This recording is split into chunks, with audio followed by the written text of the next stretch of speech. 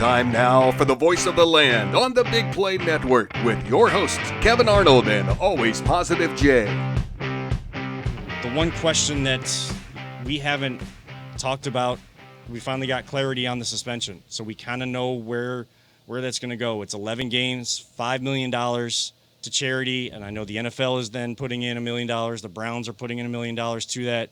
So $7 million to charity for people suffering from, sexual abuse or some sort of sexual abuse type crime as well. And then he also will have to go through professional evaluation and be checked in on to be reinstated as that goes. So, Jay, I haven't talked to you since that point. Do you think they did the right thing, NFLPA, NFL kind of coming together instead of Peter C. Harvey having to levy his ruling? Or with the whole... Oh, who was the original judge? I can't remember her name. Judge Sue L. Robinson. Yes. Remember, you got to remember the middle initials of these people. What they did with her was a waste of time, in my opinion. Yeah. Like, if it was, whatever I told you, whatever they gave him, it was whatever they gave him. I didn't care. It wasn't up to me. I wasn't there. I didn't look deeply into all these cases and stuff. I didn't want to. It's frankly disgusting, but he got 11 games. It is what it is. We're gonna move on. Yeah, and it was we've kind of been at the point of being ready to move on for a while, even since before the original ruling from Judge Robinson. But I think the bigger thing to come out of that day, the news breaking that day, was more so the press conferences and the mixed messages, the disingenuous element. It was. Deshaun Watson, he's maintaining his innocence, but he's still apologizing. And he basically apologizing that he got himself into some sort of situation. However, we still don't know the actual details because he was never charged with anything. Judge Robinson said she found that he was guilty of certain things. And, I don't really want to go through because, like you said, the whole situation is all disgusting. We've talked about it ad nauseum, I think, on the show in terms of that. But just again, we were just mentioning the press conferences, listening to someone talk, and Jimmy Haslam saying, continuing to back him and saying that he is remorseful, but he doesn't seem to be. And there was I can give two craps, honestly, what Jimmy Haslam has to say. Dude just pays the bills for my football team, and I don't really think he's the best person in the world. I don't know him personally, but from what you everything you hear, probably not.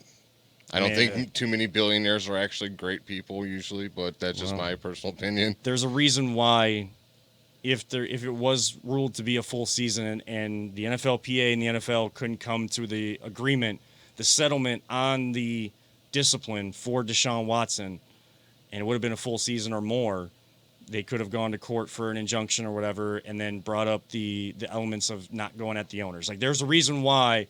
That is kind of the elephant in the room that still is yet to be addressed. Deshaun Watson, all that stuff is disgusting. There are more people in the NFL that need to be, held to the same standard or a higher standard, and it's not happening. So the whole situation, everyone involved, it's all disgusting. Now, Kate, I know that you said as we kind of started this that finally good to talk about football, but we haven't had a chance, and respectfully, we haven't had a chance to have a female perspective on the show. We've been looking to have that, just haven't been able to connect on a guest until now. Just your overall thoughts, kind of one overarching thing on it, because we do want to move on to football as much as that is tough when real life is kind of hanging over your heads. You need that escape. You want to feel like you can still talk football. True, but the Deshaun Watson situation, it was Kareem Hunt, it was Ray Rice. We've had a number of incidents over the years where a female perspective is warranted. When it comes to X's and O's, I don't think it matters if I'm a girl or if you're a guy. We can talk about what's going on the field, but this is kind of a different situation. For me, what is most upsetting about everything that's transpired is not the NFL's reaction to it, but it's the lack of a response by the legal system. All the NFL can really do is look at what rules were violated of the leagues, and he was punished the same way that, Ben and Zeke and other players have been punished for the code of conduct policy. If people want him to receive a harsher punishment, then they need to make some changes in the way our legal system works. We'll see what happens moving forward. I'm trying to remember that I root for the name on the front of the jersey, not the back, that cliche. And there are going to be 52 other people on this roster that are high character guys that are worth my time and attention and money. And the Browns are still my team. We'll see. We'll see if I still feel this way on week 13. But for now, the biggest issue that the NFL has, and frankly, it's Major League Baseball, it's professional soccer, it's the NBA, is once young men at the ages of 12 and 13 are told that they're good at a sport, they don't hear the word no anymore. And they genuinely get to be into their mid-20s and don't understand that when someone says no, they mean no. And they don't understand the power they wield being a celebrity figure, what we refer to as a person in a perceived position of power. And that there are women, strong women, who still don't feel like they have the option to say no. And they feel intimidated and they don't know how to express that. And the guys genuinely think they've done nothing wrong. I wish the NFL would take this to not just this opportunity to not just work with Deshaun, but maybe to work with a lot of other guys in the league and in all of the professional leagues, and just have some conversations about consent and about how intimidating you can be. You may think you're just an average guy, but you are very intimidating to an average person. And those kind of social conversations should take place off the field and in the off season and during those kind of things. And I'd like to get them separated from the game itself. Yeah, and it's like you said, there hasn't been many female voices that have been able to speak on it. And when the news broke, ESPN was on in the office building, and there were several of the female reporters for ESPN that were on there, and they were kind of having their voice kind of almost pushed to the side, and yet it should be the most important voice. And one of the reasons why we definitely wanted to have you on, do you have, outside of the NFL getting to these guys earlier to have these conversations, is there any other thing that they can do? We know we don't look to the NFL for morality or moral values to teach us those things, but it's becoming beyond ridiculous for how much some of these things just tend to easily get swept under the rug instead of having the real conversation so that it's not happening as often or at all. It's difficult because, a lot of the responses that I see from people are, it's not an employer's job to police people in this fashion. But if you work at a normal job at a gas station or at a company, literally millions of young kids aren't looking up to you. These men are role models, and there are generations of young men looking up to them and looking at their behavior and trying to model their behavior, whether it's their training ethic, their eating habits, how they handle themselves in the locker room, and yes, how they behave off the field. When they see these guys out at a restaurant, how they treat fans. When they see them at a club, when they hear about what their behavior is off the field, they emulate that as well. And so I feel like they have a larger responsibility than just your average guy at a job. So I wish there was a way for the NFL to take things a little more seriously. But I also have to say that as a woman, there's a reason why girls say NFL stands not for ladies. We've never really felt like our opinion mattered as much to the NFL, even though the vast majority of dollars being spent in this country are being decided by the females in a household. It may be guys buying tickets, but they're having those conversations with their wives, or the wives are buying them tickets and shirts and all. They're spending money on stuff as gifts.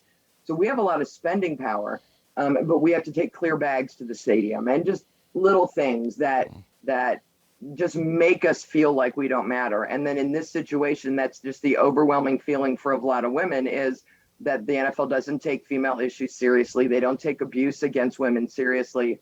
Greg Hardy played in the league for years after allegedly committing some heinous acts. So, you're kind of stuck with, if you're someone like me, with a sport that I have loved since I was 9 years old. My dad raised me on old school football, leather helmets, no pads, guys who built this game, who had to have jobs during the year because they didn't make money during football season. They didn't make enough money to feed their families. These were just hardworking guys. And I grew up loving the game. And so I have to kind of figure out how to balance my love of this game with the behavior of some of the people that play it. Luckily, it's a small number of guys when you look at the overall number of people involved in the NFL.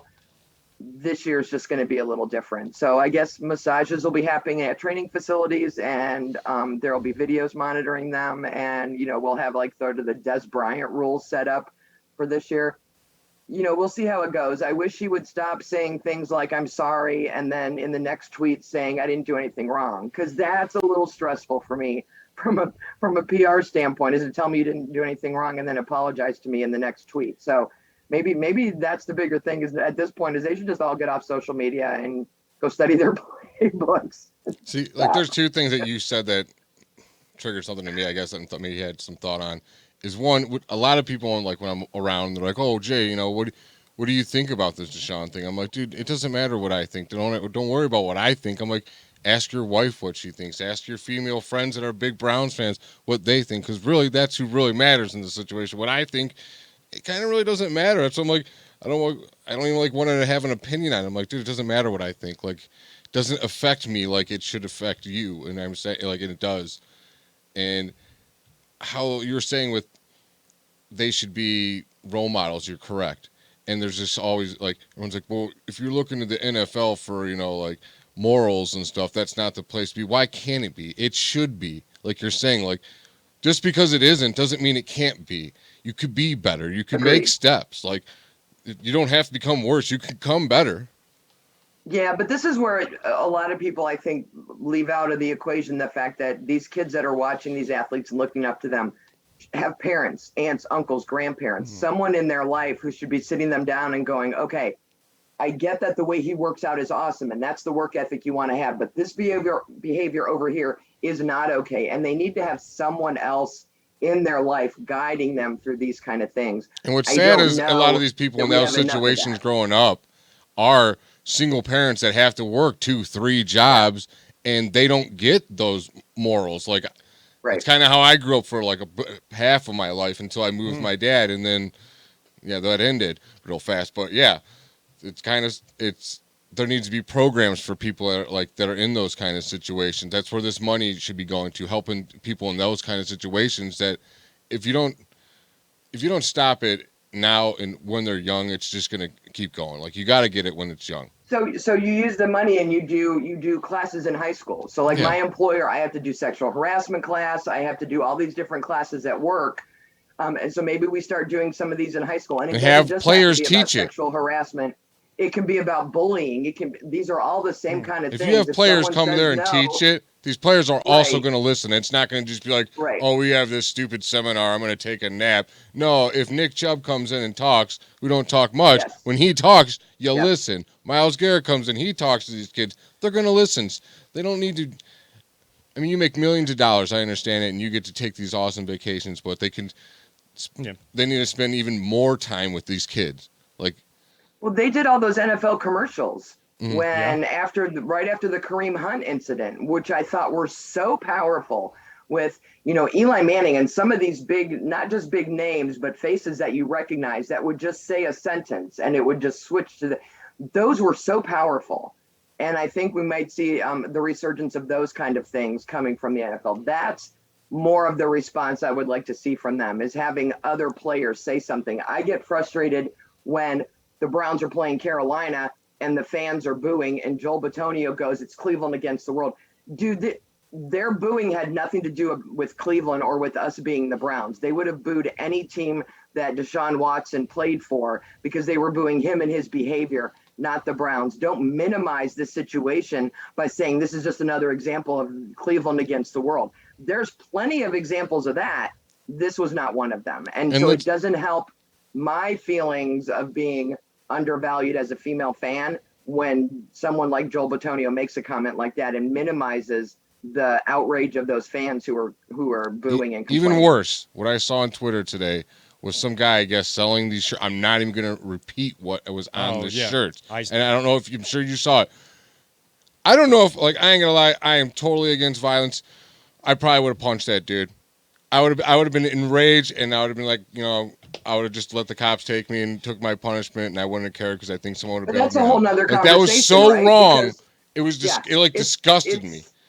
It's a whole. We could probably do a whole hour on the Twitter reaction just when we got Watson to begin with. How many people were like, I don't care. It's my team. I win a Super Bowl at whatever cost. And how many people were burning their jerseys the next day? You get there are people who will buy those shirts, and there are hopefully more, but there are more people, people who think it's funny and who would buy one and wear it. Yeah, the people America, right? America. I mean, there's too many people. While it's not like maybe always the majority, there's too many people that make light of these situations and then help to get the message out there that you can sweep under the rug because these guys are in the NFL. They have talent, and they will. They're going to help your team win a Super Bowl. Well, and yeah, the NFL is not for morality, but with all the money they bring in, they could bring in a lot more. They could use the money they have and then bring in a lot more if they made that change. If they do that, that's going to probably take a while. But I think the big message is we all have a responsibility for the young people, the new generations that are coming up, to give them as much information and bring them up the best way that we can so that they have that information. And if they are looking to athletes for a moral compass, they understand maybe what more of that background is and what truly it means to have a moral compass. But I do want to find the right ones, right? There are a ton ones. of them out there that we don't talk about. Myles Garrett, for as much grief as he gets about the helmet incident, is also so involved in the community and does so many great things. And why are we not talking about maybe some of the players who aren't at the top of your fantasy football league draft, but are involved in doing really good things in their community? And so maybe in each of the 32 cities, we use some of that money to start promoting the good behavior that we're seeing from other players. It's not even just the NFL. Like, look at the UFC. We have a guy here that in his spare time, he is a firefighter. Who gets all the TV play? Some guy who throws things through a window and breaks glass in some guy's eye and talks with an accident and walks around with swag, dude. Like, that annoys me. I can't stand it. You know me, I'm always positive, Jay. I want the firefighter forefront doing the right thing. Like, come on. Like, they're missing the right message and so much. Oh, it drives me nuts.